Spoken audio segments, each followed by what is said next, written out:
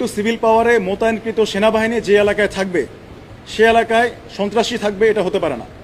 অর্থাৎ সেনাবাহিনী এবং সন্ত্রাসী একই সাথে একই এলাকায় থাকবে, এটা হতে পারে না। হয় সন্ত্রাসী থাকবে অথবা সেনাবাহিনী থাকবে। তাই এসব সন্ত্রাস এবং দুষ্কৃতিকারীর বিরুদ্ধে আমাদের সবসময় শক্ত অবস্থান ছিল এবং এটা আমরা নিয়মিত অভিযান পরিচালনা করব।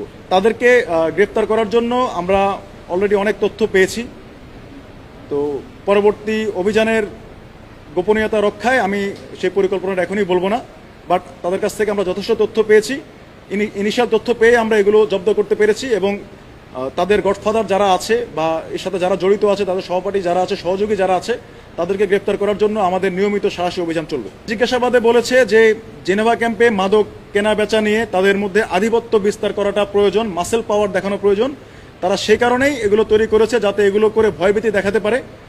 এটা তারা ইনিশিয়াল জিজ্ঞাসাবাদে বলেছে, বাট আরও কিছু তথ্য আমরা পাই যেটা আমি এখনই বলবো না, ওইটা আমরা যাচাই বাছাই করে আমরা তারপর ব্যবস্থা নিই। সেলিম, বুনিয়া সোহেল, আরেকটা নাম আছে, সেটা হচ্ছে পিচ্চি রাজা।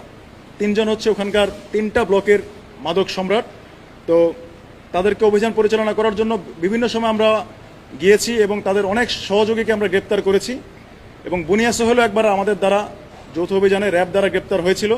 তো বর্তমানে সম্ভবত সে জামিনে বের হয়েছে। তো তাকে আমরা বের হওয়ার পরে আবার 2-3টি হত্যার ঘটনা ঘটিয়েছে তার দল, আমরা তথ্য পেয়েছি। এবং তার আশেপাশে যারা আছে, তার রাইট হ্যান্ড, লেফট হ্যান্ড, তার ফায়ারার, তার ম্যানেজার, অনেককে আমরা গ্রেপ্তার করতে পেরেছি। তো এখন ধারণা করা হচ্ছে বুনিয়া সোহেল বা তাদের অনেকের প্রভাব একটু কম। আর এদের তথ্য মতো যেটা জানা গেছে, পিচ্চি রাজা গ্রুপ হঠাৎ করে সক্রিয় হওয়ার জন্য, এগুলো শক্তি প্রদর্শন করার জন্য তারা এই জিনিসগুলো অ্যারেঞ্জ করেছে। সেটাও হতে পারে যে তারা যেহেতু অন্য 2 গ্রুপ একটু লো স্কেলে চলে গেছে, তারা এখন প্রভাব বিস্তার করে তারা আবার নতুন সন্ত্রাসী কার্যক্রম করে এলাকা আবার দখল নেওয়ার চেষ্টা করছে। সেটাও হতে পারে। আমরা এটা কগনিজেন্সে নিয়েছি এবং আরও কিছু তথ্য পেয়েছি, সেই অনুযায়ী আমরা ভবিষ্যতে অভিযান পরিচালনা করব।